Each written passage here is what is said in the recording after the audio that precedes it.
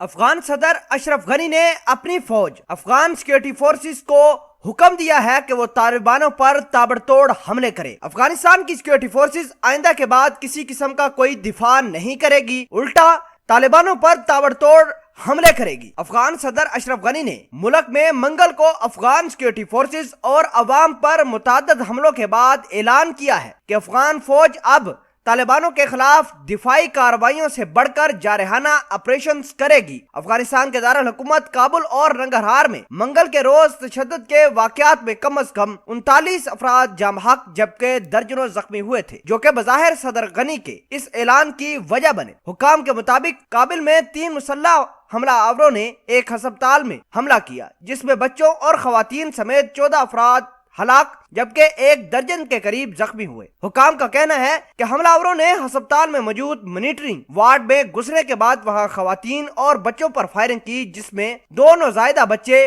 11 مائیں اور متعدد نرسیں ہلاک ہوئی۔ دوسری جانب صوبہ ننگرہار کے ضلع شیوا میں ایک سابق پولیس اہلکار کی نماز جنازہ میں ایک خودکش حملے میں کم از کم 24 افراد ہلاک اور 50 سے زیادہ زخمی ہوئے۔ اس سے ایک روز قبل صوبہ نغمان میں طالبانوں کے ایک حملے میں کم از کم 18 افغان فوجی ہلاک ہوئے تھے۔ اگرچہ صوبہ نغمان میں ہونے والے حملے کی ذمہ داری طالبانوں نے قبول کی ہے، تاہم گزشتہ منگل والے دن جو 2 حملے ہوئے ان سے طالبانوں نے لا علمی کا اظہار کیا ہے۔ طالبانوں کے ترجمان سہیل شہین کا کہنا تھا کہ کابل اور ننگرہار میں ہونے والے آج کے حملوں سے ان کا کوئی تعلق نہیں۔ ادھر شدت پسند تنظیم نام نہاد دولت اسلامیہ نے منگل کے روز صوبہ ننگرہار کے ضلع شیوا میں ہونے والے خودکش حملے کی ذمہ داری قبول کی ہے۔ تشدد کے بڑھتے ہوئے واقعات کو روکنے کے لیے اشرف غنی ٹی وی پر آ کر ایک بیان جاری کرتے ہیں اور کہتے ہیں کہ اب طالبانوں کے ساتھ اچھے طریقے سے نمٹنا ہوگا۔ ہم دفاعی طریقے سے طالبانوں کو ٹیکل نہیں کریں گے، البتہ ہم ایک اگریسو آپریشن